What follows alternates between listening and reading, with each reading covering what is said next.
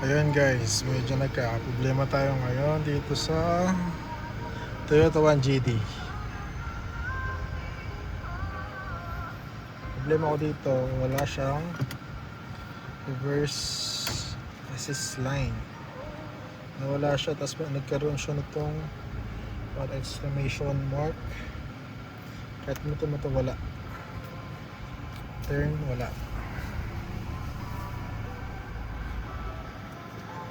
Isa pa, wala yan.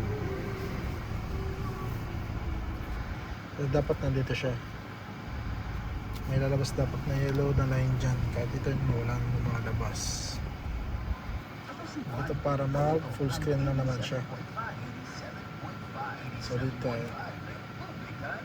wala talaga siya.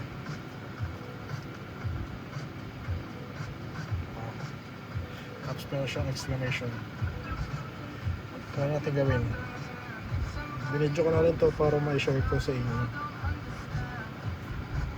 Mga ganitong model, walang mga key buttons dito.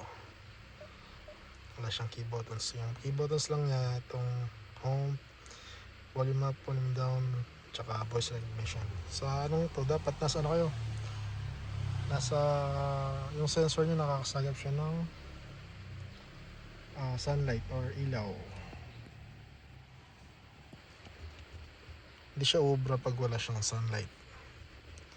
So yun, gagawin mo lang kagaya yung makikita mo na sa ibang video, diferensyang head unit lang. Press mo lang to, volume up, then yung up and down sa headlight. 1, 2 habang naka-hold sa volume nito. Okay, kapag gagawin nyo nga pala yun, make sure naka-start ang engine nyo, naka-center ang steering wheel. Yan. Then do the ritual. Volume up, headlight, headlight, headlight, tapos lalabas siya dito.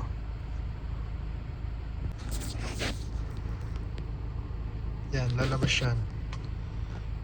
Naka-start yung engine, naka-center yung manubela, walang naka-press sa mga paa, even brakes hindi siya pwede.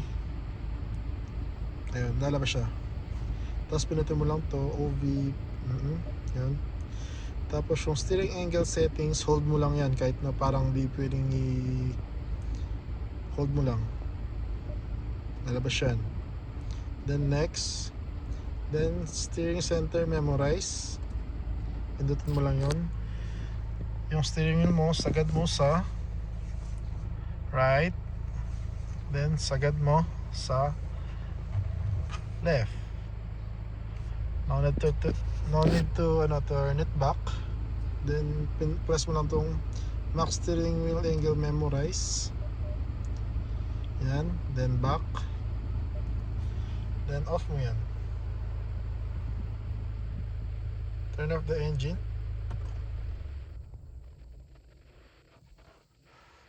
turn on ulit. Okay na yan. Start ko lang.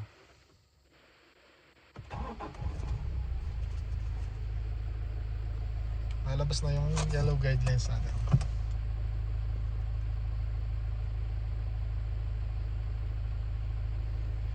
Wait lang.